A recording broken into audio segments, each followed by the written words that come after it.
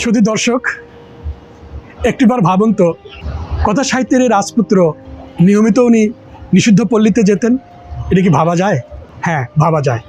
শরৎচন্দ্র চট্টোপাধ্যায় যখন জীবিকার তাগিদে বার্মায় ছিলেন, এখন ইয়াঙ্গুন, সেখানে উনি 13টি বছর কাটিয়েছিলেন। তখন ঘনিষ্ঠ দুজন বন্ধুবান্ধবকে নিয়ে সে এক নিষিদ্ধ পল্লী এক সুন্দরী ললনার কাছে যায়। যে দেখে ওই মেয়েটি অসুস্থ, তার বসন্ত রোগ হয়েছে।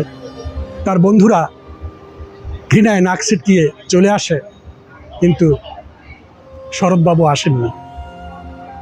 শরৎবাবু মেয়েটিকে সুস্থ করার জন্য অনেক চেষ্টা করেছেন, নিজের টাকা পয়সা খরচ করেছেন। তারপর মেয়েটি একসময় মারা যায়। এই নিষিদ্ধ পল্লীতে যাওয়ার ঘটনাটা শুধু বার্মাতেই ঘটেনি। উনি যখন স্থায়ীভাবে কলকাতায় থাকা শুরু করলেন বাড়ি করে, তখন ওনার একটা আধারে আলো উপন্যাসে অবলম্বনে একটি ছবি নির্মিত হচ্ছিল। তো সেই ছবির শুটিংয়ে উনি থাকতেন। তো ওই সিনেমার যে পরিচালক, উনি তাকে রাস্তা আগায় দিতেন।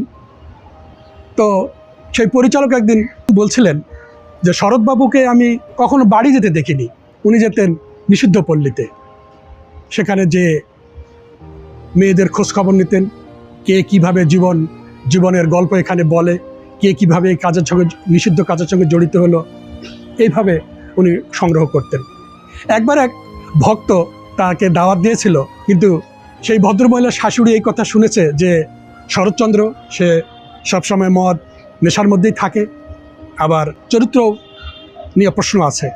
এতে শরৎবাবু অনেক আঘাত পেয়েছিলেন। এভাবে কথা সাহিত্যিক শরৎচন্দ্র এই ঘটনাগুলো সংগ্রহ করতেন। শোনা যায় বার্মাতে থাকা অবস্থায় তিনি 700 নিষিদ্ধ পল্লীর মেয়েদের জীবন কাহিনী লিখেছিলেন। দুর্ভাগ্যক্রমে সেই পাণ্ডুলিপির খাতাটি পুড়িয়ে যায়। সাহিত্যিককে, একজন সৃষ্টিকারককে বোঝা খুব কঠিন।